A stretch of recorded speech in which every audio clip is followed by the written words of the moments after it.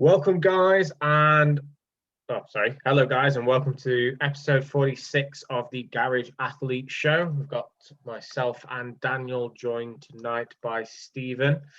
I'm going to pass you over to Dan now because Dan knows Steve better than I do. He's the So on the guest, we have an awesome guest. We have the natty goat himself, Stephen Manuel, better known as Screamer.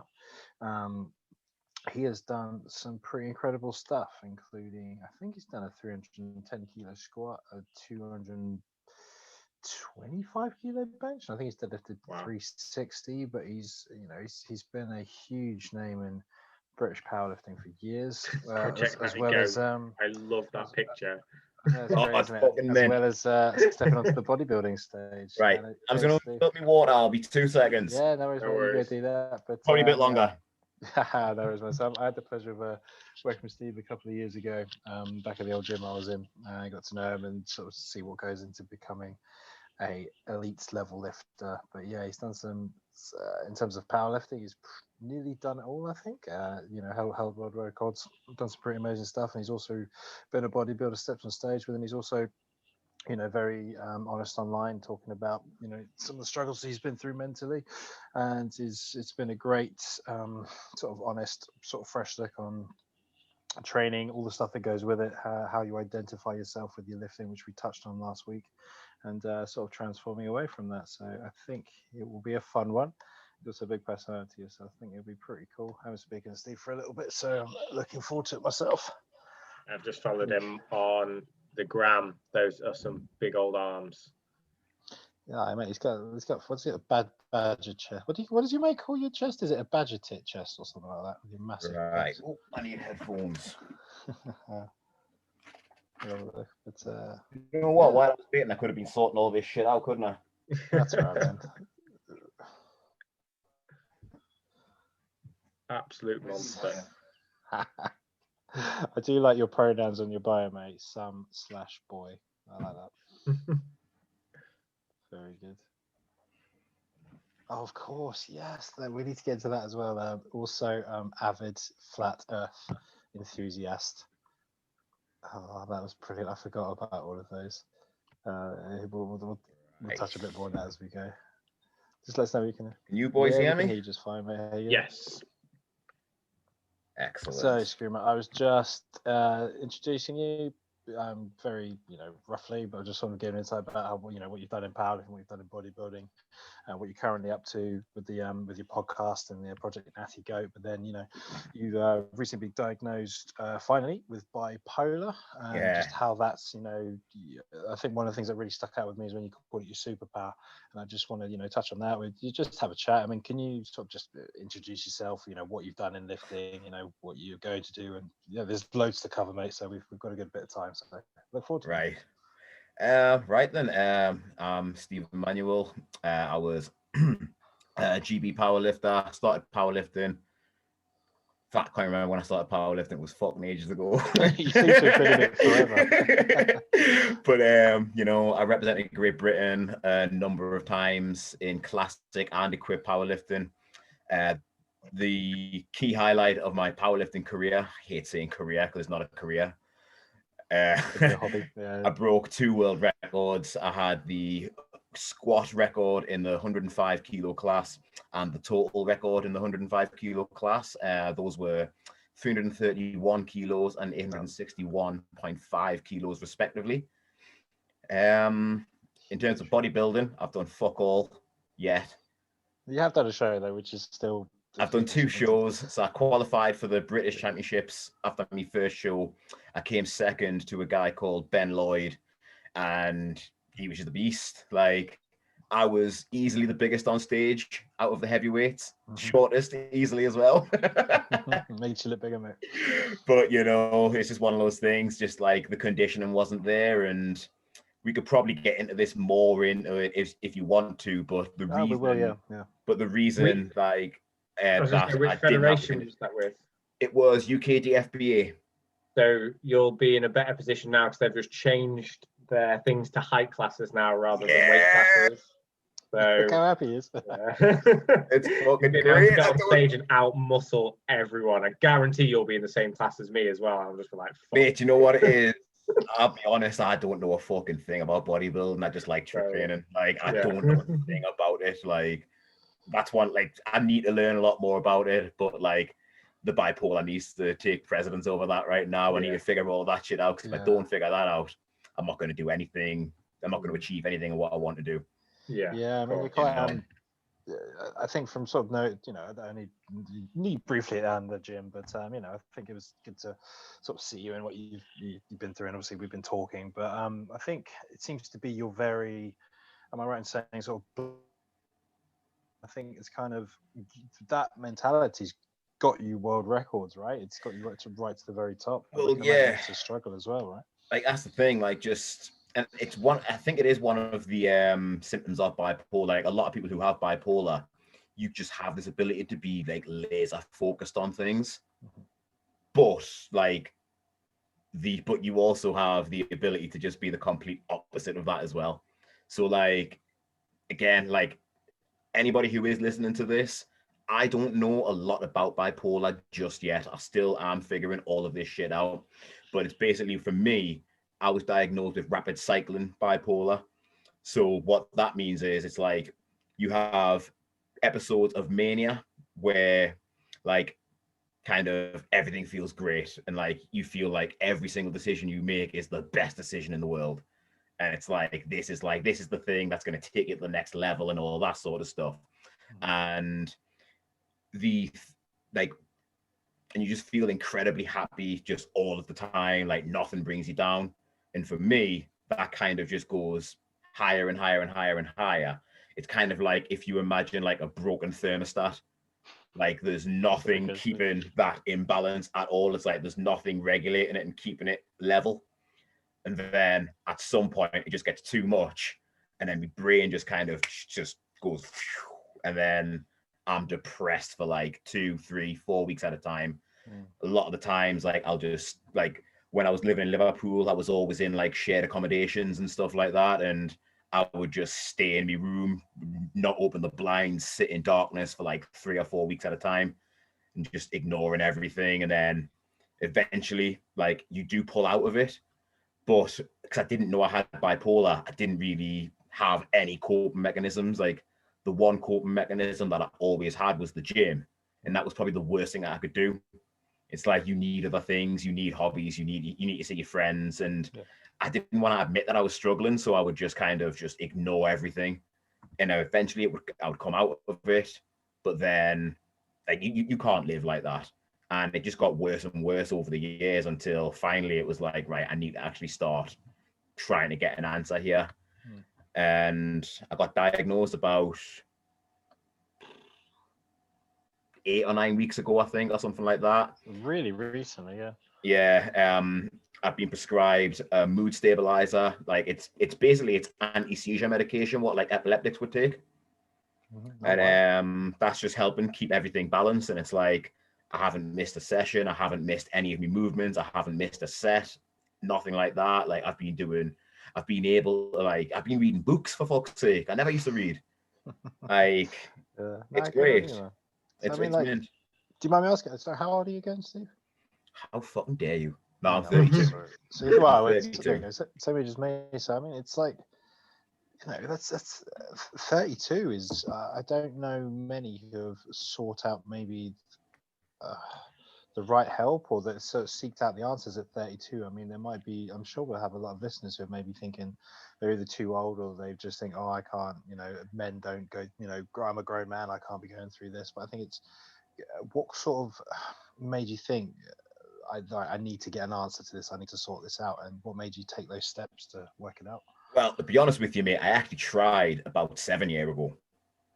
So, like, this has been a progressive thing. So, like, it started off, I just started getting like, so it was like the same kind of intensity of those depressive spells, what I'm talking about, but it would kind of only happen in the winter. So I thought it was seasonal affective disorder. So then I went to the GPs, and fucking hell, like, So I told this on another podcast, and honestly, like it sounds ridiculous, but I promise you this is true. So the way the guy had his office laid out, he had like his desk there, screen, his chair, and he sat me so I could see the screen. So I was describing everything, what was going on, and I asked him about satellites and like whether the work and things like that, because like this was like they were still pretty new, and like nobody knew anything about mental health back then. Like it's gotten a lot better now, and people are going to get all the answers that they need, and that's awesome.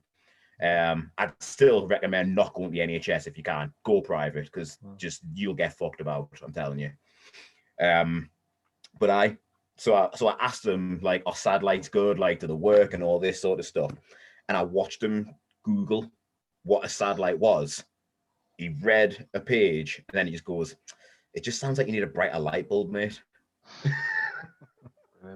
And then he just wrote me a prescription for antidepressants and then sent me on my way. I was out in 10 or 15 minutes. Wow. So one of the things with bipolar, as I said before, it's like you kind of like, for me, I'm really headstrong. If I think something is wrong, it's wrong, and I'm not gonna fucking pursue it. But I think it's right, I'm gonna go for it. And I was just like, right, if that's what I'm gonna get, fuck doctors, I'll figure this out myself. And it was the worst thing I could have possibly done. So if anybody is listening who has that kind of approach, just get a second opinion. If you can't afford to go private, go to a different GP. But I would recommend just go private wherever you can, because they will, like, the better, like, it's in their best interest to give you that diagnosis. Oh shit, I need to take my pill. 2 seconds. No worries, man. Got to take his red pill. I think it's it brings up a story like when we found out Natalie was pregnant, like I was suffering with quite a lot of like mental health stuff, just because like me and my dad have a bit of a troubled relationship. He's got some serious mental health issues. Like basically his mum was pretty like physically abused.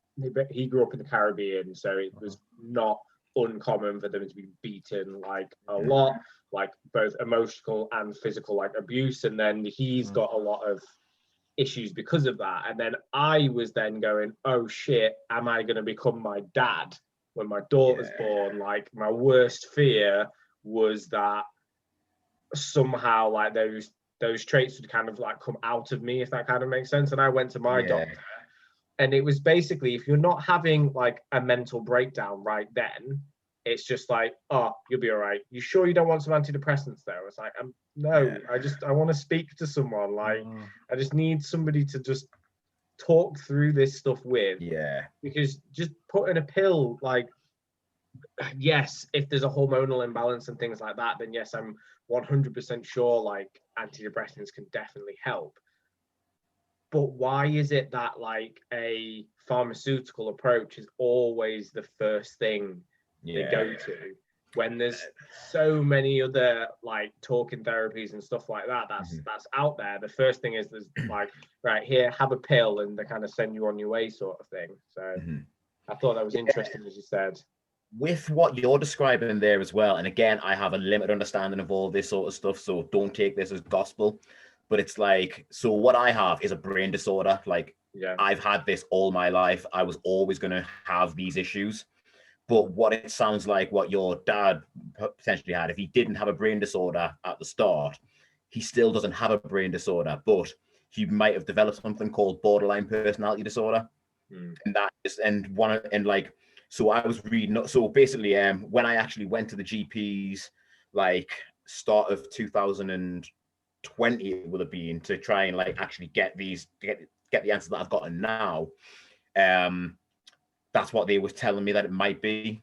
And it's like that anybody can have borderline personality disorder. And one of the things with that is like a common background with that is things like emotional abuse, physical abuse from a parent, neglect, stuff like that. So he might have developed that. And with something like that, there isn't actually any medication. It is just talking therapies that you need. Yeah. So the antidepressants, they might have done something like, the antidepressants in that case might have just been like putting a fucking plaster over your cut. Like, that's it. It's like any kind of deeper issue, it's not going to get to the root of, but it might make you feel better in the short term. But then the danger of that is with antidepressants, and I was kind of going down this, is it's like they'll make you feel better, your body will adjust to them, and then you'll need more, so you'll be on another pill, then it'll be another pill, then it'll be another pill, and it's just like, then it becomes really hard to get off them. And if anybody actually wants to read about that, there's a really good book called Lost Connections by Johann Hari, and he basically describes that he didn't actually need any medication. He was just fucking like giving them, and then he describes that. I think he says like up to some point he's on like 5 or 6 or 7 or 8 pills a day, when really all he needed was just talking, you know.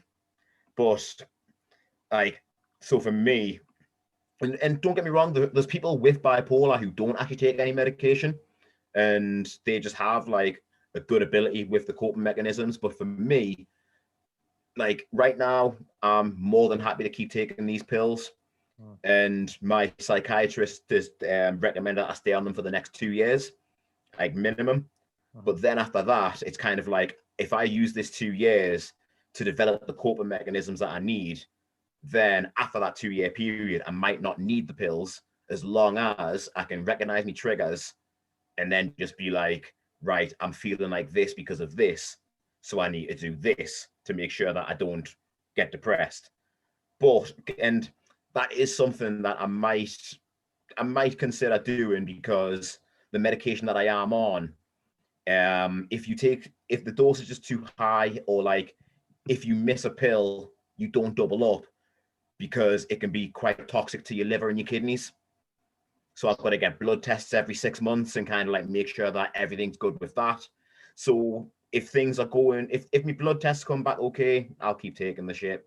But then if anything starts flagging up, I'll need to reduce my dosage. Like it could just be backwards and forwards to the doctors for the rest of my life. But that's better than what I have been going through over the last 10 years. Yeah. You know. Yeah. Well, it's just condensed into a nice couple of minutes, but it's just so much to cover through there, kind of when you're talking, you know.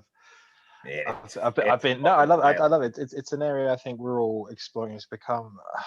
I think it's interesting. There's Mental Health Week as well. It's great, like, you know. But yeah, it's Mental Health it is, Week. isn't it? Yeah, fantastic. But I mean, it seems like every other week there's something to do with mental health. It does, doesn't it? Yeah, totally. Like, but I mean, yeah, I'm sure. Like it was about 4 weeks ago that it was like bipolar day or something like that, and then it's mate, there's just a different, like every single day of the calendar year, there's raising awareness for something. Yes, totally. Isn't it funny that raising awareness for conditions is actually becoming oversaturated? That's the worry, isn't it? Like, is this shows how messed up the world is. Messed up everyone's mental health to the point where we need to have a different thing every single day to like raise awareness for how fucked up we've all become. The best solution is to just fucking blow up the internet. That's the best solution. Yeah, get people talking. That's what's causing all this. Fucking hell. Yeah, but I would love it if you could have like one screen on, you know, if you're watching down on everything, have one screen and go, right, what would life be like? Would all the problems still exist? Are they still there? We just didn't talk about it or know about it? Or is it definitely because everyone knows everyone's business and can see each other all the time? There's a problem. It's like, this is something that I consider quite a lot, because I just think weird stuff. So I always kind of think like, were all these mental health issues here before the internet?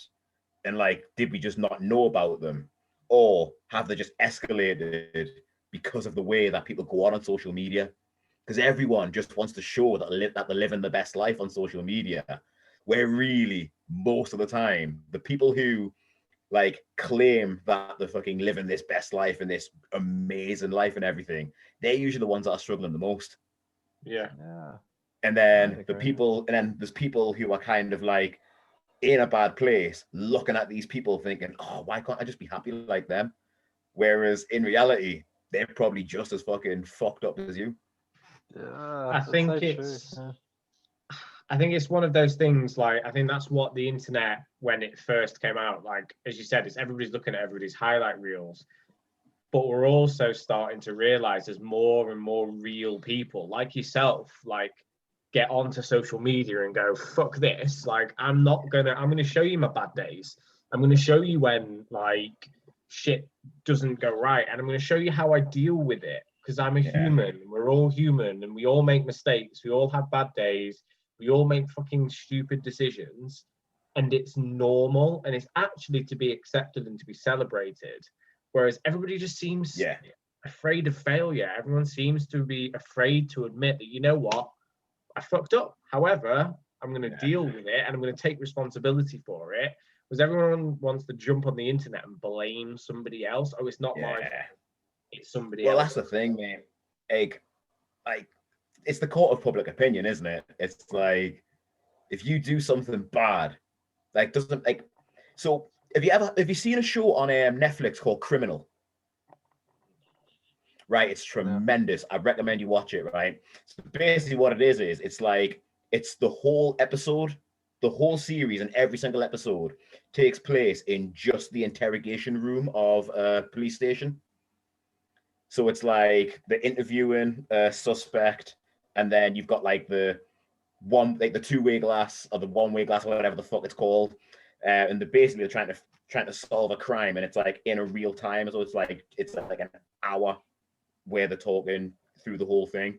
And there's this episode where a guy is accused of raping a colleague, like somebody who he works with, and it turns out at the end of the episode, spoiler alert if you are going to watch this, don't know which episode it is. It turns out that it was a false accusation, and she was trying to do it. She basically tried to bet him for a promotion, and then accuse him of rape when she didn't get the promotion. And at the end of the episode, he goes like, right, so you're letting me go now, so I'm innocent. He's like, well, no, what we're saying is there's not enough evidence to convict you, so you're not guilty, or something like that. And he's like, right, but could you just answer one thing for me? And he goes into this big like story where like, when there was like his grandma's house was being let out to students, and there was people in this house who were doing drugs or something like that, or accused of selling drugs, and the police came in, turned up the whole thing, damaged all the property and everything. And they were looking for these drugs. They couldn't find anything. And then when his grandma came back, everything was put back to normal. And because she'd been done an injustice, and it wasn't her fault, and there was nothing that came of it. So then he's like, right, you lot came into my workplace, arrested me, accused me of this horrible thing in front of all my workmates. So now they all think that I am a rapist, even though I'm not guilty. So are you gonna come and tell all my workmates that you were wrong? And then they were like, well, no.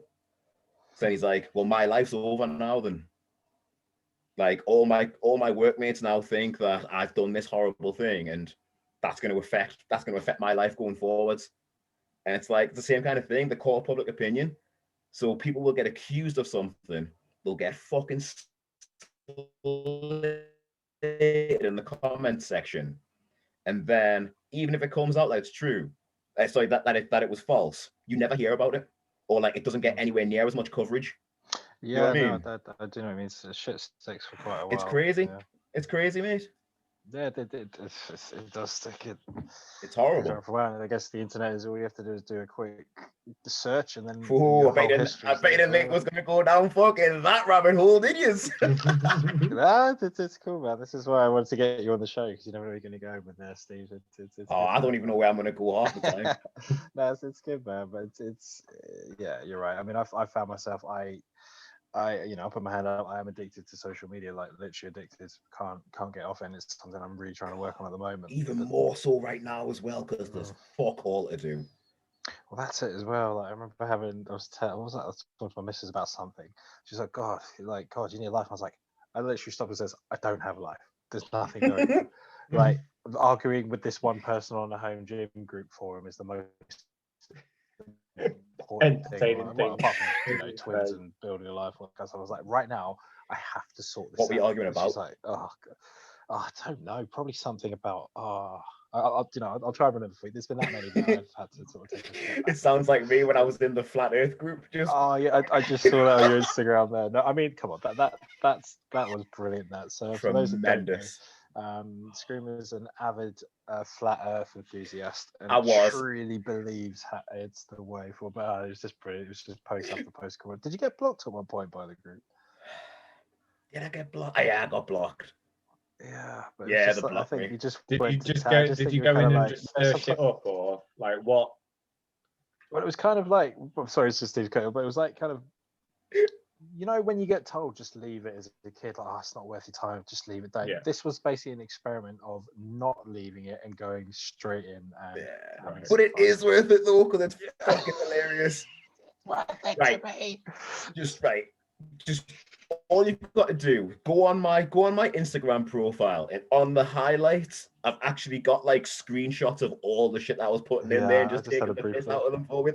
It was so much fun. But basically, like what I didn't like about that group was, right, basically all the rules that they had in that flat Earth group only apply to the people who slated flat Earth. So it was like, be respectful to others. Like, don't swear at other people. Don't call other people names and everything. So, like, if I called somebody a fucking idiot, I'd get blocked. But then, like, they would call me a globetard. Like, basically call like that's their retard. Like, do you know what I mean? It's like, so how can you call me a retard and get away with it, but I can't call you a fucking idiot? Oh my Like, surely retard is actually more offensive than fucking idiot. Yeah, I think so. Do you know what I mean? And it's one of those things, just because you've put globetard doesn't change the fact that you're clearly calling me a retard, does it? Yeah. No, it doesn't. Yeah, You know what I mean? Yeah. One rule for them, one Fucking rule for us. double standards. Absolutely, man. Double standards. So And that's you're just still a member, right? You it's still confirmation bias, though, Nah, I'm isn't on it? Facebook. So they just wanted other people that believe the same things as they did. Anybody comes in with a logical, semi-reasonable argument that's against it, it's just like, oh, you're just establishment, dude. Like, yeah. My favorite one was when I managed to convince a handful of them that had actually been converted, and I now believe that the Earth was flat. That was my favorite one. It was tremendous. And it had like a little hidden message. So like, I put this big long paragraph as a post, and the start and letter of every sentence, I think, ended up spelling out "fuck you," and then at the bottom was just flat earthers. It was great. Oh, I'm gonna go back and watch them when I I'm was going to say, done. how long did it what take we for set 'em somebody up to on. figure out that that's what it kind of said? Or did they not? I think like, so a lot of people just like didn't buy it, but then there was loads of people who were like, oh yes, another convert and all this sort of stuff. And then it was only when I screenshotted it and then highlighted all of the letters to show them that I was taking the piss out of them, and then they were just raging at me, and then I got blocked. Oh, of course it did, man. So yeah, that's. I'll tell you what, like, I'm not on Facebook anymore, but that would be the only thing that got me back on there. Just to go back in one of those. End up another troll profile to go and do some flat earth. I'm sure you could find one on Reddit. Me trolling days are behind me now, though. I'm 32. I need to grow up. We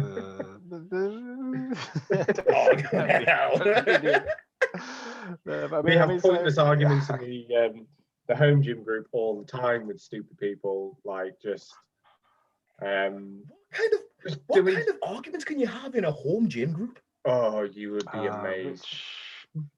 Which kit to buy? Who gives a fuck? Pretty much, yeah. I don't get it. This company's sent me defective kit, and now I want a refund. I'm gonna leave out all the messages where the company's being like reasonable, and just post the ones where I've been a dick to them, and they're responding to it, because I want to show them up, so that then I do get a full refund and I get to keep my kit. And somebody called him out on it, and he got really angry. Fucking assholes. Yeah, let me at them. I hope he doesn't. I hope that person doesn't. I don't think that person listens to the podcast. But if they do, like, stop being a dick. Just. I hope they do. Fuck you.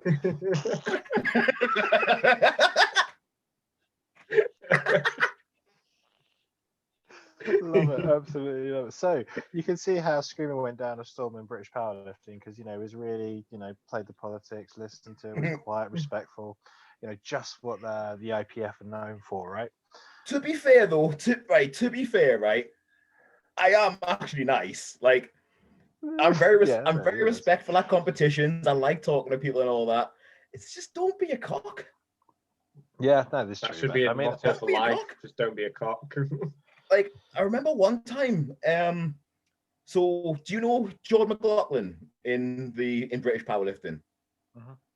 So he became kind of like the guy who was running the British powerlifting social media. I don't know if he still is, but he was for a time. And they put one of my videos up, and it was a big lift, it was a big PB. And because I was like bipolar with no medication, I was really excited, and I was like on the video, I was like, yes, fucking get in. Right? And then like they told him that they couldn't put the video up because it was just a typical Stephen Manuel post. So then like what do they mean? Yeah. Like just because I was just like being me and everything, So then I started calling that person out online for that and everything, But like he didn't need to say that. No, like they didn't. Yeah. He didn't need to say that. And if he hadn't have said that, I would have just been sound. But then once that happened, it's almost like whoop, whoop. Yeah, but I think the difference with you is when you're a hype lifter. I'm trying to find your world record squat if I can, because I think it's your bench press that's my favorite, when you just batshit crazy before you lift it. But the difference with you, say compared to someone like Tony, is that like you're both incredible, ridiculously strong lifters at the peak of their game. But the thing is, you found what works for you. So say some lifters like to go really quiet, getting in there. That's not you. You're extrovert. You're banging the walls. You're going crazy. Like I've forgotten his name, Dylan. I've forgotten his surname. Dylan Nelson. Yeah, like that kind of stuff. But the thing is, it's like you can. I think because I've been around a lot of rugby sportsmen, what makes people do that kind of stuff, that you can tell the people where. Oh, he's frozen. It's a genuine. This is just who. It's not me at all. So I tried it when I was younger. The whole I got worse. It didn't work. But when you see it with you, you can see that this is the real deal. This is not. He's not fucking around. So basically, what I'm going is I love seeing you go in that zone and go, because I know exactly what you're doing. But then on the flip side, I also love seeing young lifters getting absolutely crazy. You can just tell they're doing it because they've seen someone on TV do it. And it's like, because they think it's cool. When in reality, I appreciate that I look like a fucking idiot doing it. I just needed to do it.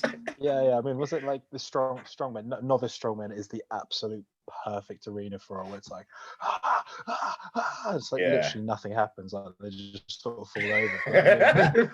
It's honestly terrible. But I'm going to get that bench press video now, because it's a good watch. But just that height, that zone you get into. I mean, what do you like before you get into that place to lift that weight? I mean, where do you go? Are you running around like that behind a bodybuilding stage as well? Or? I think I was just dancing about, listening to music, to be honest with you. That's kind of how I do. Like, so it's actually interesting. Now that I've got my medication, I don't actually think I will be as hyped. Mm-hmm. Like if it comes to a big lift, I don't think I'll need to be, and that'll be a good thing because it's fucking exhausting. Yeah, like it's exhausting, like proper tiring. When you think you're doing it for 9 lifts across like 4 or 5 hours in the day. So it's like having to switch on, and then sometimes there's like at an international, you've got like 15 to 20 minutes between lifts. Sometimes like I'll have my first attempt, but there'll be like 18 people, and it's a minute per lift. The set and the reset and the weights and everything, and then the fucking adjusting the rack height and everything. Like sometimes it literally was 20 to 25, 30 minutes between attempts at some competitions. And it's like having to always kind of switch on, get aroused. I love that word. Having to get yourself aroused, getting yourself erect mentally. Pretty much getting stressed before you go in. And then obviously you can't sustain that for the full time. So it's like you've got to bring yourself down. I'm good at bringing myself back down quickly, but it's just that constant up and down. By the end of the day, you're just exhausted. That might be why I couldn't hold on to a fucking deadlift to save my life. Yeah, well, I think you maybe off. What was your best in comp with deadlifting? I can't remember. I 330 remember something. 330, but I think I remember you telling me I've pulled Yeah. 800 pounds in the that's gym. it. When you've had straps in the gym, you've done Yeah. 360, and it's I've done it without straps once as well. I have you. Fucking Done hell. it without straps once. But anyone that's done powerlifting knows when you talk about deadlift, it's kind of like you just kind of take what's there at the especially at the end of the day. If you've been there for hours. I remember my friend, I think you might know from Propane, Johnny Watson. He went to Worlds when it was in Sweden, I think. No, Finland. That's where he went. Oh, and Finland. And he was just like, you have so long in, like you're saying, so long between. He was like, I think I was lifting at like 11 at night or something crazy like that. It's just like you've got nothing left when it comes to it. Like people are not understand. Everyone used to. There's a big thing when I was banging into powerlifting. It was kind of like what you do in the comp and what you do in the gym are two very different things. And it's one of those things I don't think you truly understand until you've competed. Yeah. And then it makes sense. So like more often than not, you don't really put your PBs always in comp. Like it's nice to do it, but if you really sort of took it, you're going to lift better in the gym. Like comp's got too much stuff going around, which is why I think it's such a. I think anyone that's into strength training needs to compete at least once just to get that and see what it's feel. Have some respect for the guys that do it all the time. But it's just there's so many different variables going on. So I think even the fact you even managed to hold on to a deadlift is a credit to itself, man. But I mean, I think when I met you, I think you just got your world record squat. And I think, I remember that because I think you just sent off your shoe to Mike to share. I remember seeing that. But I remember watching that. So that was pretty special, that one. I mean, mate, it's one of those things, mate. He earned it. Like, before I went to him, I was around about like 780, 790 total, something like that. Maybe a bit huge, maybe a bit less. I can't remember, to be honest with you, but it was just like, I'm pretty sure he got me my first 800 kilo total, like going off his programming, got me the world record and everything. And you get close with somebody, and it was just like, I don't know how much longer I'm going to do it for. I always wanted to have something to remember, like the time that we had together. So I was like, and I told Henry in Henry Tosh. Let me look. I think I do. Henry Tosh, at some point he was the team manager for British powerlifting. I don't know if he still is, but I remember we were competing together in South Africa in 2014, it will have been. And I told him, like, in fact, I've got the shoes here. So I told him, like, I'm going to keep wearing these shoes until I get the world record. And then he was like, and I remember we sat on the bus and he was like, what? And I was like, yeah, I'm going to keep wearing them shoes till I get the world record. And he was like, that's a bit of a bold statement. I was like, I don't know, but I'll fucking do it. Yeah. And like, got the world record. I haven't wore those shoes since. So I knew I wasn't going to wear them again. So I was like, right, I'm going to send one of them off the mic, and I've got the other one there. No, I love it. For those who don't know, Do-Wins there with the wooden heels are, very coveted powerlifting. People love them, the design. Mate, they're fucking great. Yeah, I sold one. I kind of regret selling them. They were great shoes. Yeah. Like, mate, the class. Like, mate, I got them because they were cheap. That's the reason I got them. Yeah, but they just felt right. I did my first comp with them. I was like, oh, I wish I kept them. The proper like clown shoe looking one. Yeah. Like, this is another thing that like you'll learn about me. It's just like people get so fucking in depth about training equipment and everything. I'm just like, it's got a whole podcast about it.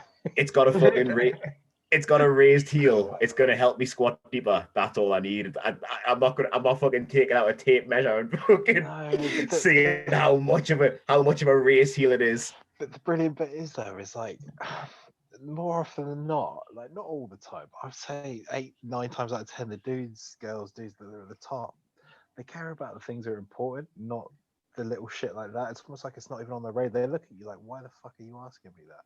To shit. Yeah. But then when it comes to things like programming, you sort out, obviously you're an incredible athlete already.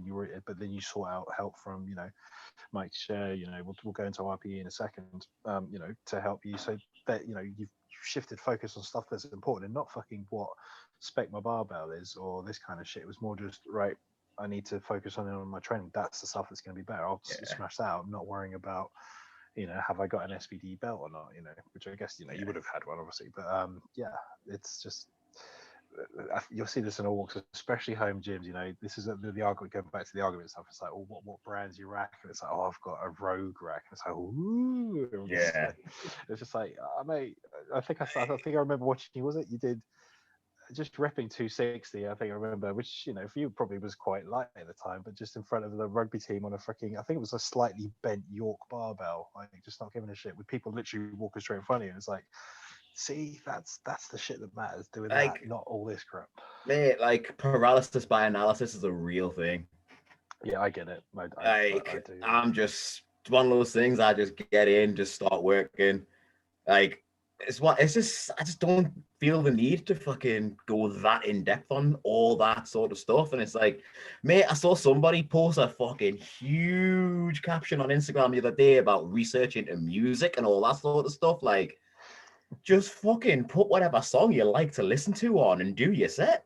The music arousal, how it makes you feel. Yeah. Yeah, I'm with you on there, man. Totally. Well, peak song needs to be fucking 100 beats per minute. This is I like listening to Taylor Swift, and I'm gonna fucking squat 300 kilos easy. Fucking works, man. I remember Bryce Lewis said he squatted one of his huge ones too. Was it Eye of the Tiger, Katy Perry? And that made me laugh. I mean, I know he's big like into his research. Anything, right? Yeah. One of the coolest things I've ever seen. I went over to watch US Raw Nationals one year, and they were letting like the athletes select what music they wanted to come out to and lift to. Wow.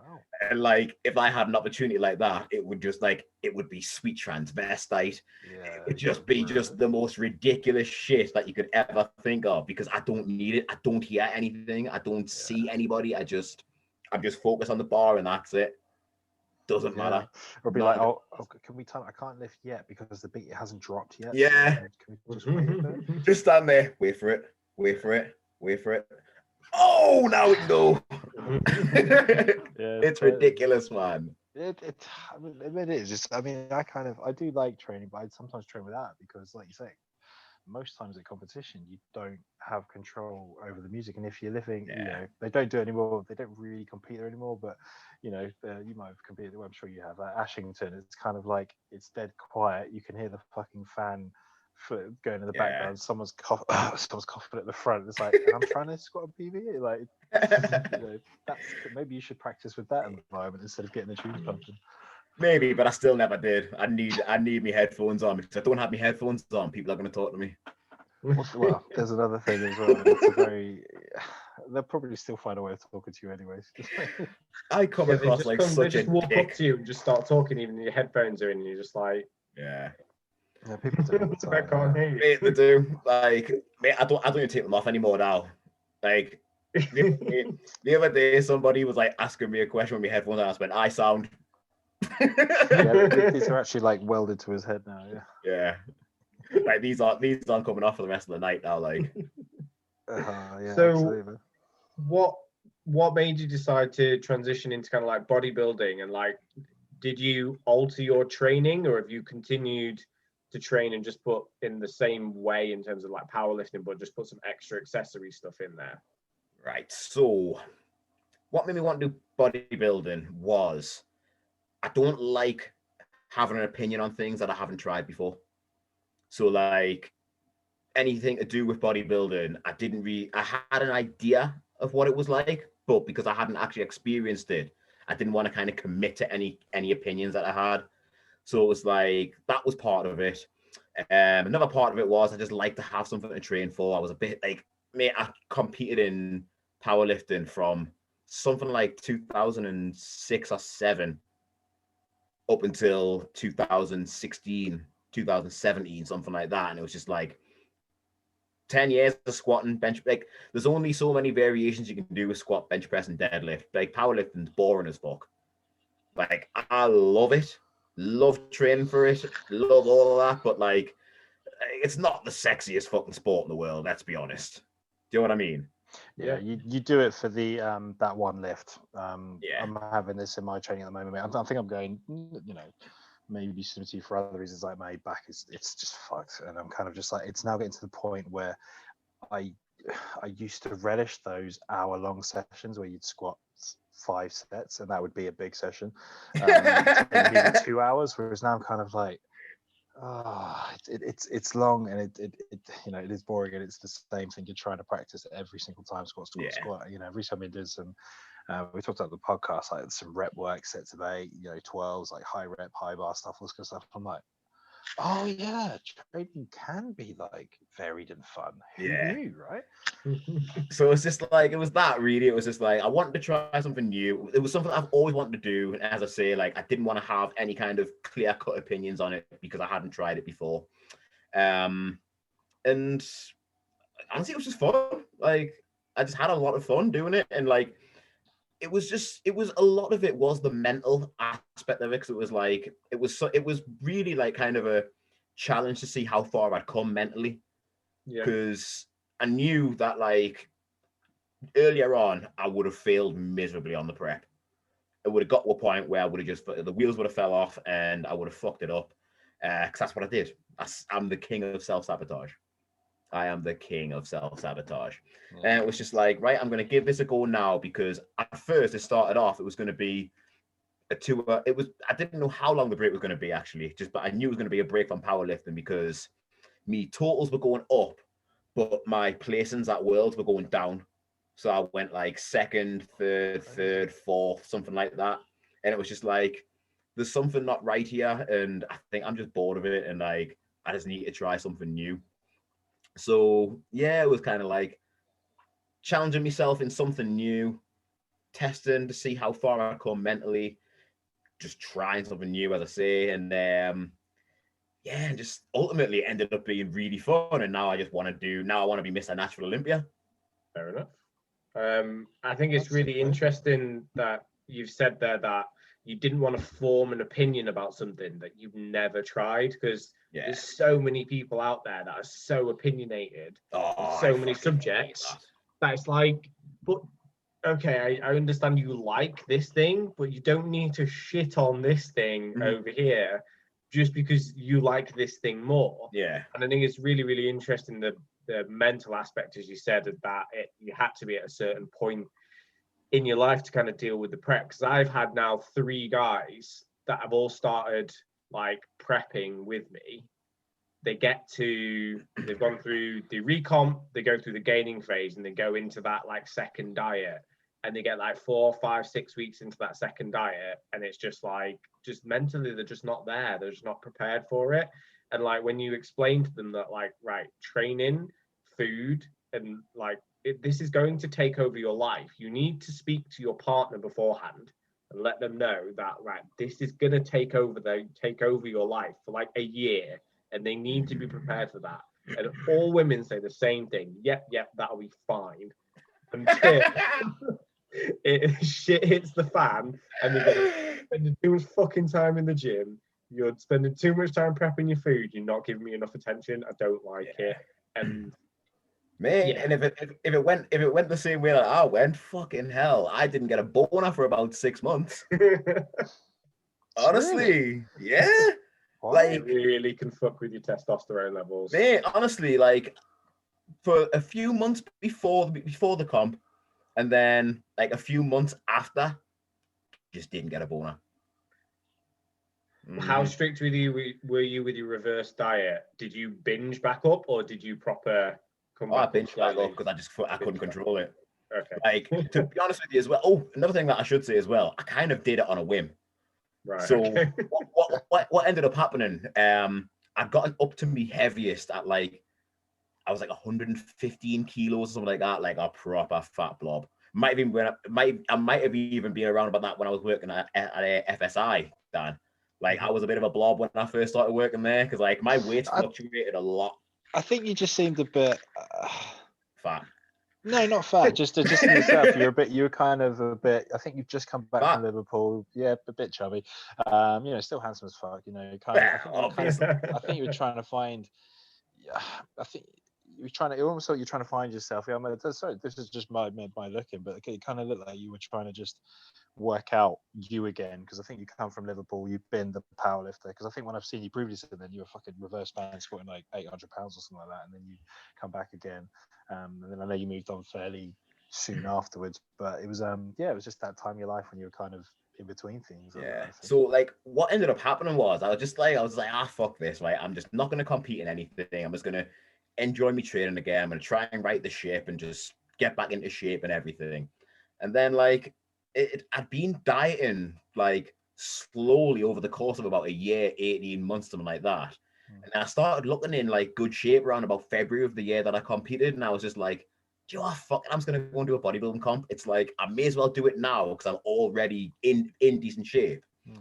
And then I got in really good shape in the first competition, but then the time from the first to the second competition, there was just no change, because ultimately it was like 2 years of losing weight, and there was just no more tissue to give up. There was just like my body was not giving up any more tissue. It was like I went from like, and honestly, because of the way that I did it, it was like the level of activity that I was doing, like between like into the first competition and into the second competition, was just ridiculous. Like at some point I was doing like up to 15 to 20,000 steps most days, and I was doing about 20 to 30 minutes on the stepper 4 times a week.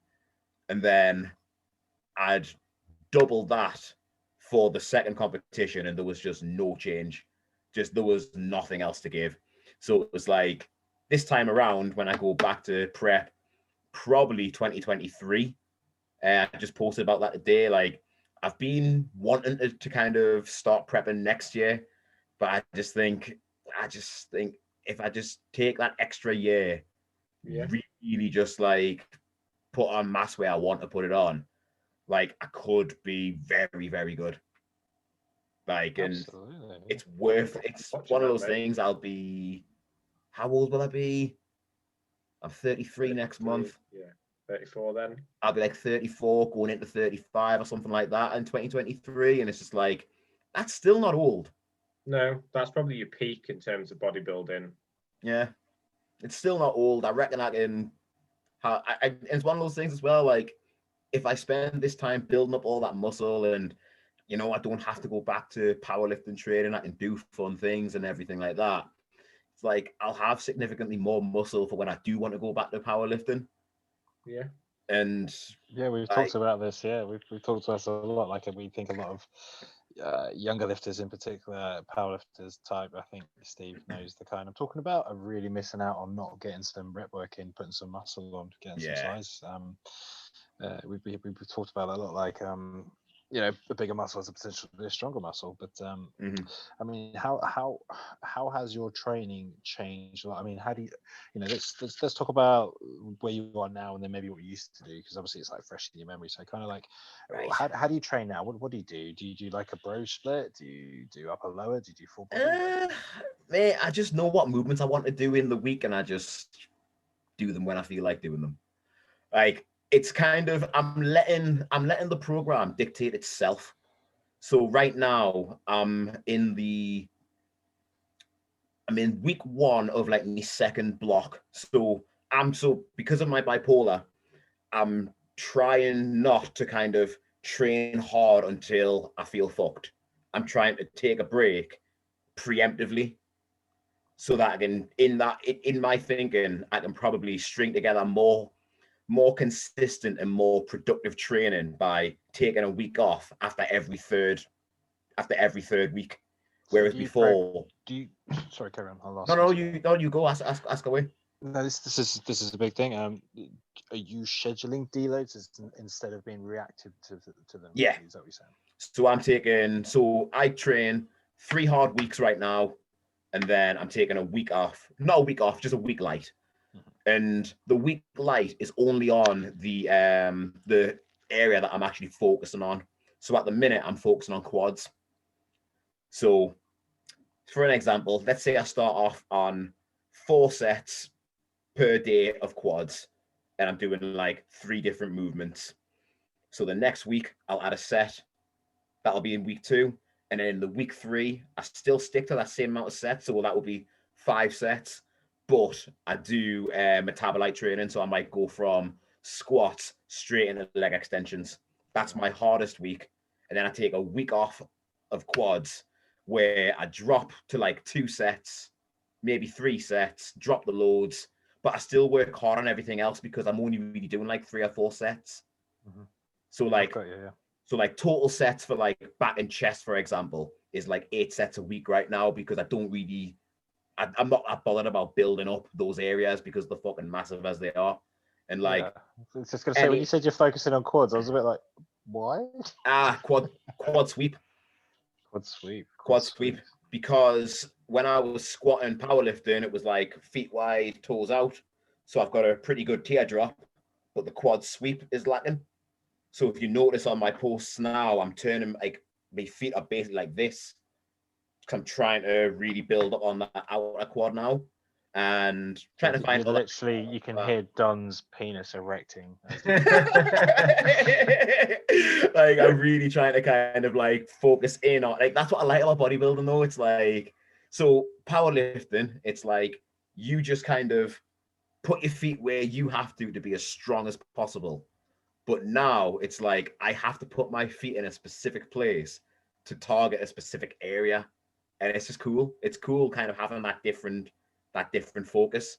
Because before it was all about how much weight can I get on the bar. Now it's like, how hard can I make this sub-maximal weight? Yeah. It's fucking cool. Big shift in like just the mentality when it comes to every single set about like when I'm squatting now, it's not just right, bar goes my back, I'm moving it from A to B. It's right, what's my bar speed? Where am I feeling it? Am I pushing through my heels or am I pushing through my toes? Because if I'm pushing through my heels, it's going to be working my hamstrings more. As if I'm pushing through my toes, it's going to be working my quads more. There's a lot more to it than people kind of realize, and it's not just grab a weight and move it kind of like from A to B. And that's the bit that I found really, really interesting, because I came from like a sports performance background and then got into bodybuilding.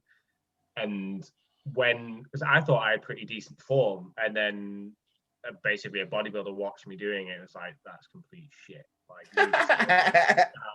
Steve? It's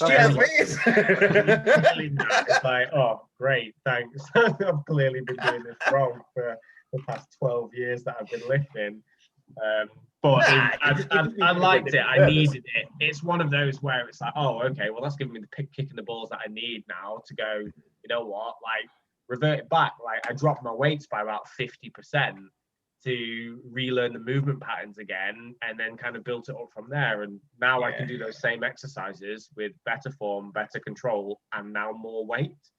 And then when I look at my photos, it's like, oh, okay, that's why I'm bigger, because of those things. I think it's interesting that you said that, coming from kind of like powerlifting to bodybuilding, and there's that change in there, and it's just a little bit more fun and varied. I love it. It's so much fun, and like, it's one of those things as well. Like, one of the things that I wanted to do when I did the first round of competitions, because it was like, my mentality going into that was, if I made it to the World Championships, I would fucking take it, because why wouldn't you? But it's like, I would say I was like kind of 70%, I think I can get there. Like, but for reasons that I told you, like, it just wasn't happening. Like, there was no more tissue coming off. I didn't qualify, and it is what it is. But it was like, I wanted to do it in a way where I could live as much of my life as possible. So it was like, I still tried to get to like events. I still like tried to play with me fucking godson in the park and all that sort of stuff. And like, still had ice cream. Like, all I focused on, like, in terms of nutrition, was protein and fiber. I really didn't actually go all that balls deep on the diet. And it was really because it was an experiment to see how far I could get off as little effort as possible. Not effort in like I'm just not going to try, but like, I know there's things that I could have done to put myself in a better position. But saying that, like I just said, there was no more tissue being given up. So had I have given up everything and just went fucking full blinkers on, I'm not going to pay attention to my family, I'm not going to like see me friends, I'm going to neglect work and all that sort of stuff, it really wouldn't have been worth it. Yeah. But because of the approach that I did, I really enjoyed it. And it's like, it's one of those things for me now, like when I go back to doing this next time, I'll still have that as much as I can, but it might just be like, right, so I've got a light week coming up. I'm going to make sure that I fit something in that's like good for me head, a hobby, like seeing me friends, all that sort of stuff. But like for the most part, I will take it seriously. Not that I didn't take it seriously the last time, but you get what I'm saying. Yeah. And like, it's one of those things though, like, it's just so much fucking fun. No, well, that's it, man. This is great to hear you having fun with your training. It's refreshing, you know, someone that's pushed as hard as you have for as long as you have. I think you even started powerlifting when there wasn't a classic. Am I right in saying that? Oh yeah. I was doing this shit before it was fucking cool. Yeah. Back when it was a bunch of fucking weirdos in the in Gateshead with in fucking equipment. Yeah, like it's. I don't think I ever would have done powerlifting to put the equipment in. Like, right. So just a quick segue. Those that think equipment is, you know, it's the cow's way out. It's, you know, pussies. The equipment's lifting it for you. It's like, have you ever seen someone hold 300 kilos over their chest? Like, even if I've got a bit of equipment on, I am not putting that over my face. Whereas you guys just seem to do it for fun. I was like, nutcases. Mate, the way I used to think about it was like squats. Like, I probably got about, and I wasn't really that, in terms of equipped lifting, I wasn't that good because I trained by myself. So I had to get my own suit on, put my own wraps on, all that sort of stuff. Like I didn't really have. So when I first started off in G.O.A.T, I had a team with us. But then when I moved to Liverpool and I was in uni, I trained by myself. Like with athletes from different sports, but like they weren't powerlifters and they didn't really know what they were doing with it. So I just did it myself. So it was like I had a loose suit and knee wraps and I could still squat like 100 kilos more than what I did raw. And it's like, if you think about it, it's like, I have no right having this weight on my back. Like, I have not put the work in to be able to squat this number, but I'm still going to do it anyway. It's like, you think about like the fucking, like just the level of stress that's putting on your body. Having 100 kilos more than what you should be having on your back and then going all the way down and all the way up for fucking sets. It's ridiculous. It's a bit insane. Like, especially, yeah, just like And you see some like, people, getting like 180 kilos out of the fucking squat suit and wraps and shit like that, and it's just insane. Yeah, it's kind of like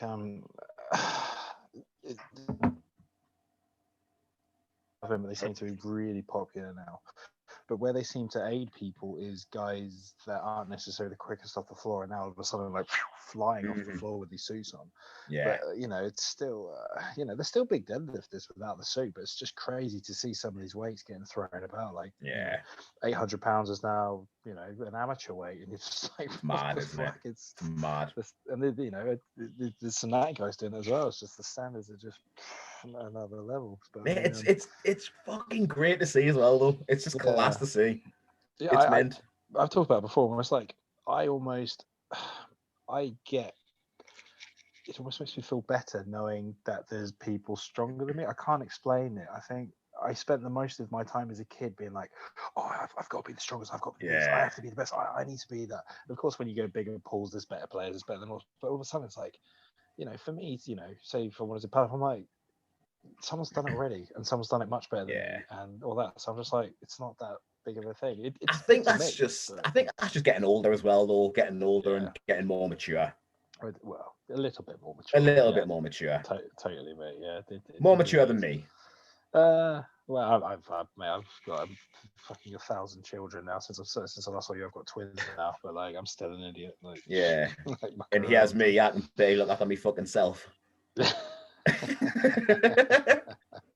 But I'm still finding my way on it. But I mean, going back to training quickly, I mean, this is more for me because I know I love powerlifting, all that kind of stuff. So I mean, when you're powerlifting training, how did you train? Because I know you've been through a few different styles, ending up with some RPE training. I presume you've done percentage work. I mean, how did you train? How did you get it in? You know, full body, that kind of stuff. And then, you know, with you at the moment, you're doing that 3 weeks on, 1 week off. Is that something you did in your powerlifting, or was it very much more like, I'll plow ahead for 6 weeks? Nah.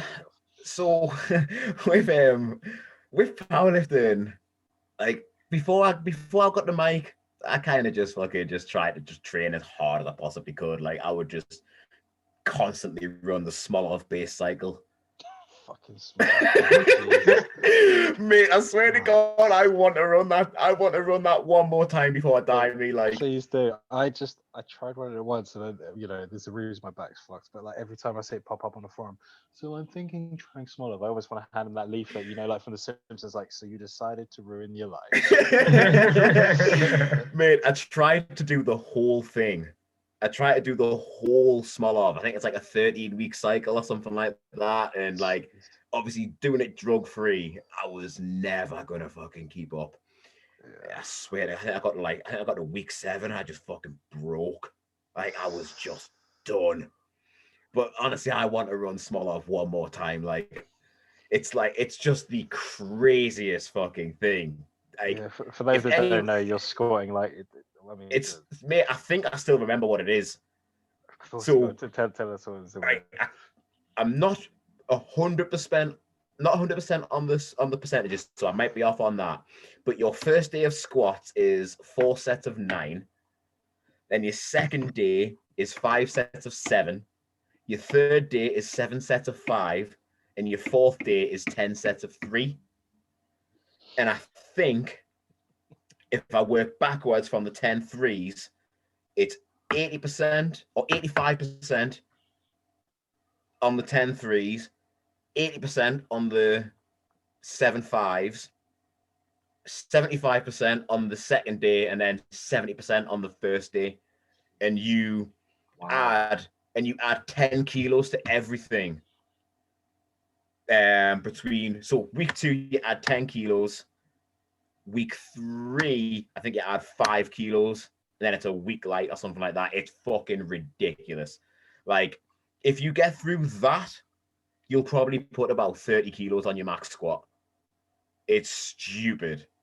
You can't not, right? Can't you? But I've just got it up here on the screen. I'm having a look. Like, it doesn't last. Like, well, that's the thing. It doesn't last. It doesn't last, but it's fucking great when you get it.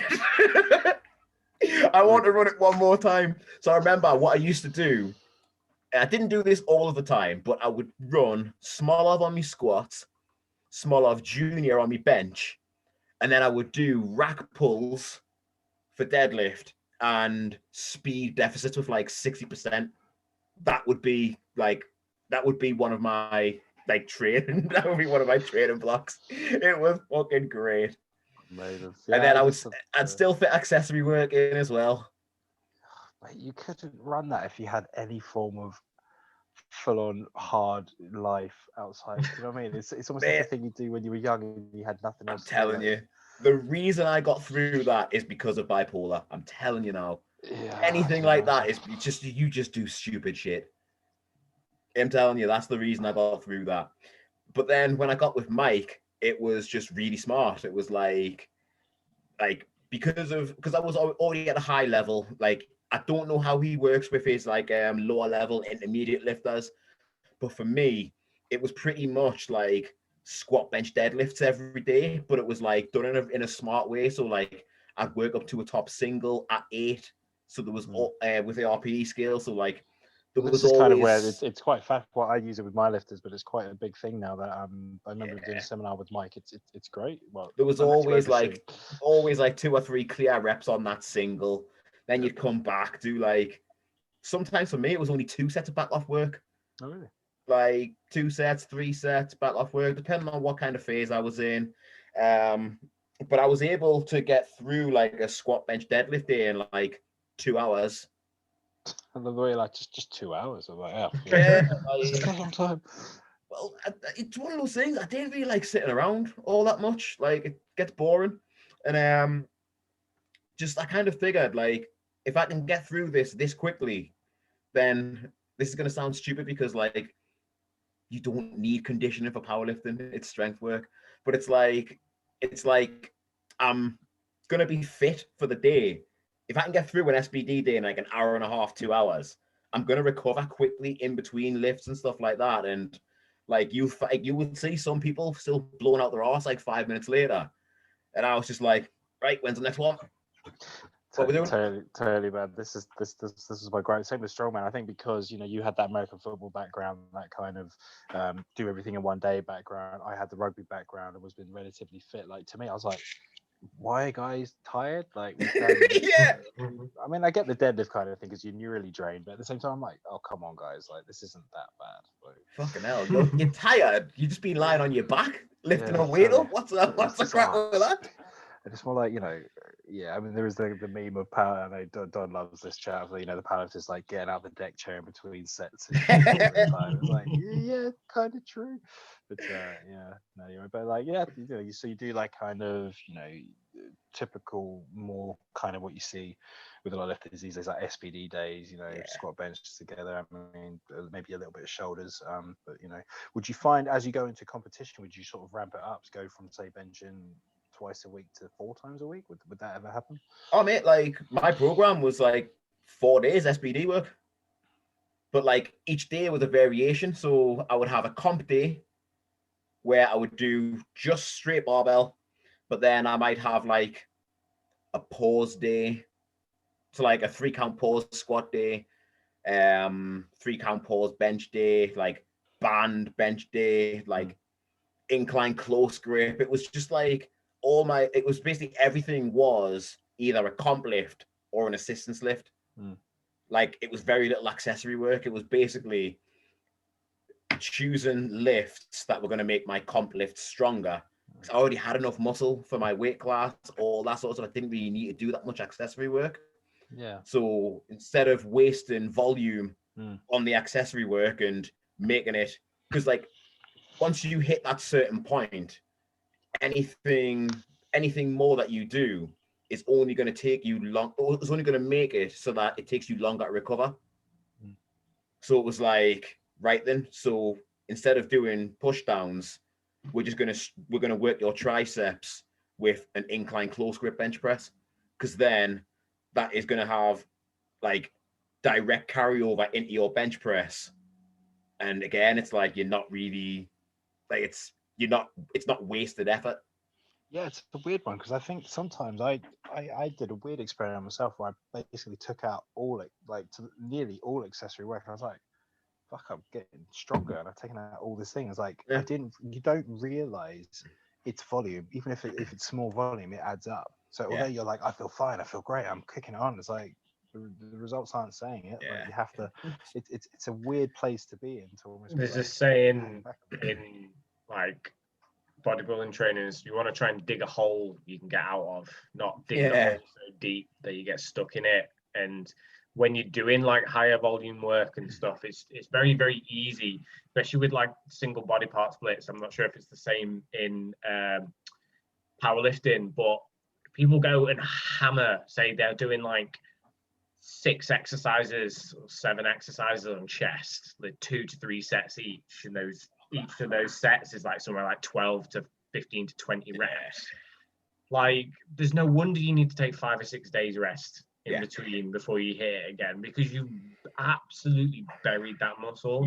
Whereas as Stephen was saying earlier, like on the muscle you're trying to grow, like you're 6 to 8 sets, working sets? So the ones that I'm maintaining, like they're like 8 to 10 sets for the week, like for the week, not even a session. Like at the minute, I've only got 1 movement per muscle group, pretty much. Like, and I'm just building. So kind of trying to think how I can explain this here. So right now, that's all just staying the same. So that's like going to be my maintenance sets.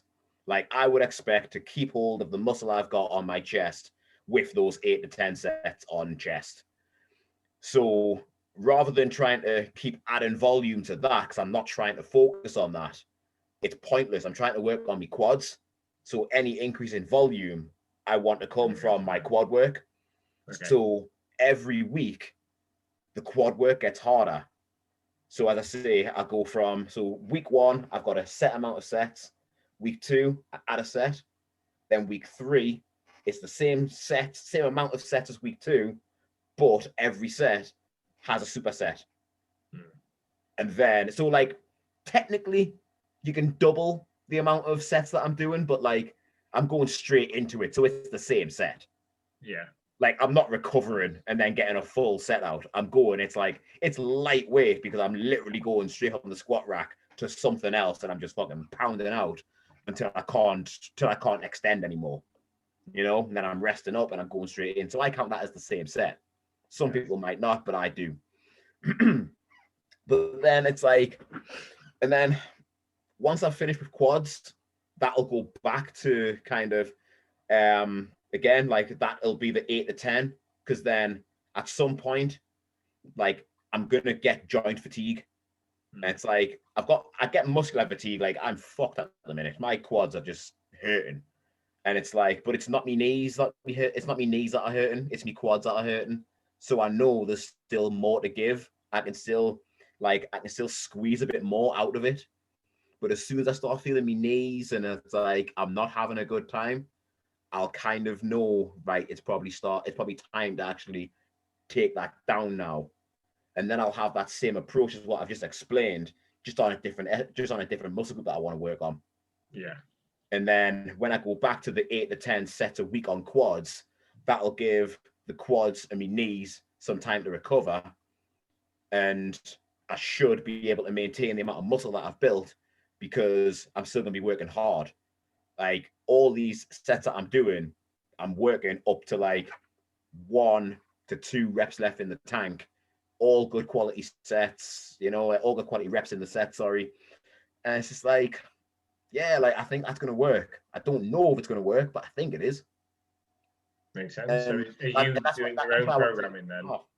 Yeah, like so when I prepped, I took care of my own training, and I just got a friend to just kind of help me out with the nutrition kind of things. And that was just really just like, all he did was just said, right, we'll just take 200 calories off. And then it was just like, don't be a dickhead. You know what to eat. You know what not to eat. Like, I know all this stuff from coaching myself, and it was just like, I just needed somebody for the accountability more than anything. Yeah, I think that's a big part of it. We've got to figure if just having someone to say, I've done it, gets you to the end goal instead of you going. But I will say this though, he fucking, like, the peak week or whatever you call it, like, I needed him there. I haven't got a fucking clue. Yeah. Is it water manipulation, all that kind of stuff? Yeah, like I was in contact with him pretty much every day. Salt, all that kind of stuff. I was in contact with him pretty much every day for that, and like we just, I think we front loaded carbs at the start of the week. Yeah, Martin's technique, that one. Yeah, it's what I want to try this time. I'm going to speak to Mike because I'm prepping at the moment, so I'm competing in July and September. But we fucked up my peak week the first time. Like I did it, I spilled over so bad. Like I look at my photos, I'm like, I just look washed out and like puffy. And then at my second competition that I did, which was an untested fed, I was like 2 or 3 kilos heavier. But you can literally see like the splits in my quads. You can see that the skin is just thinner because I'm not as stressed, because I knew I wasn't going to place because I'm competing against guys that are on juice. And like, we just didn't mess with my sodium. Like, I don't know what he did at that first one, but I really pulled water in. We didn't change sodium at all. We just changed water. I kept my sodium the same. I think it was like 8 to 12 grams of salt a day, something like that. Right. Something 8 to 12 grams of salt a day or something like that. It was for the whole thing, and it was just water that we fucked with. Didn't change sodium. Yeah. I don't want to mess with sodium next time. Well, it's one of those things where if you get it right, it can give you that extra 5%. But if you get it wrong, it can quite easily drop 10 to 15%. So to me, I don't think that's worth it. No, exactly. I don't think it's worth it. But that also might just be because like I knew that I was going to be the biggest on stage, and it was just like it was just like that wasn't worth the risk to me because I had the size anyway. It was just like I may as well. How tall are you? 5'5" 3/4. Okay. No. So 5'6" 3/4. My apologies. And you were competing in the heavyweights class. Yeah. I think at that height now you'll be in the shortest class, which means you'll have like 30 kilos of muscle on everyone on the stage. Because it'd have been the under 70. The under 70 kilos class is probably going to be that height range now. And you'll be stepping on stage like 20, 30 kilos heavier. So anybody who's competing against me in 2023, unlucky. I think 2023 might be my year out. This might be the reasons he had some world record squats. Bear in mind, 105, and that was him dieting down to 105. And but that was just having a fat bastard, though. Let's face it. I mean, sports specific. I didn't need to be 112 kilos cut into 105, mate. I could have done that squat weighing 105 and just doing that. I've actually had to convince one of my guys. It's his first comp, and he's got 6. He had 6 kilos. No, not 6. About 4 kilos to lose to make it to 83s, which normally I'd say fine, but seeing as his first comp, I said, bear in mind what we were just saying. I was like, dude, let's just take that out of the equation. Like, don't worry about placing. This could be, you could nail it and you could have the best comp ever, or we could slightly fuck it up and your performance on the day, anyone that's done weight cuts could say, if you just get it even slightly wrong, you're tanked. And I was like, let's just take the weight cut out of it. Let's compete. Let's really enjoy it. And then maybe next time we can, worry about thinking about that. But I mean, fucking hell, I fucked up my powerlifting peak week that I lost too much in the last day. And I have never felt so weak on the platform. Like, it was embarrassing. It was, I don't know if you've ever had this, Screamer, where you're in the warm-up room, you do a warm-up squat, and you just look at the guy handling it and you go, fuck. It was just not very fun. Yeah, I've been there before. I think a lot of people actually underestimate that is, like, I don't really think, like, if you're in your first even 2 or 3 years of powerlifting, I wouldn't cut weight at all. You're so right, mate. Because, like, you got to think, like, in that last, like, few, like, say the last 3 weeks or so, if you're really starting to focus on, like, dropping weight and things like that, that's 3 weeks of muscle that you're missing out on. And then if you're competing 3 or 4 times a year, like, you're missing out on 12 or 16 weeks of volume and eating. Like, that could lead to muscle. Dude, absolutely. I really regret cutting a few times. And I think... I don't see the point in it. Yeah. Like, if you're if you're not going to win a competition, don't cut. I think I'd almost argue, even if you are going to win the competition, is it a huge competition? And do you have the potential of? I now look back thinking, instead of thinking, oh yeah, it's great, I won the 120 class, I was like, I wish I didn't cut and lifted the number I wanted to lift. I would rather have come second at a local meet with a much bigger total. Like, I mean, you still qualify, wouldn't you? If you hit the qualifying total. Mate, the funny thing is, I looked at the numbers of the 120s and the opens, and in Britain, not Worlds, but like in Britain, I was like, they were literally the top 10, apart from Tony. Like, it was literally pretty much neck and neck, the 120s to the one opens. I was like, it didn't even make a difference. I was like, well, that was fun. But, we learn, hey, don't we? But I mean, I mean, that's probably where I'm gonna sign off for myself there. Just to be going quite late there. But, I need to eat. Yeah, you need to eat. I won't go to bed because I'll be up at 5 with the kids and all that. But honestly, Steve, it was so good having you on, mate. Like, I really, I know, hopefully Don enjoyed it. I know he would have enjoyed the bodybuilding chat. I've really enjoyed this one. I love doing podcasts. I just come in and just fuck shit up. Nah, it's good fun, man. But you've got your podcast, right? I haven't done one for so long. Like, do it. Right, it's the Project Natty Go podcast, is it? It's the Project Natty Go podcast. I forgot the name of your own podcast. Project Natty Go podcast. Again, my Insta handle is Project Natty Goat. And quickly before you do sign off, Project Natty Goat is, I'm going to try and, I'm going to try. I'm not going to be that dick. So I want to be Miss Natural Olympia, I want to go back to IPF and win an IPF world title.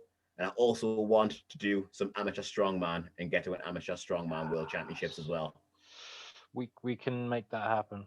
Yeah. If are you still in Shields? Of course, yeah.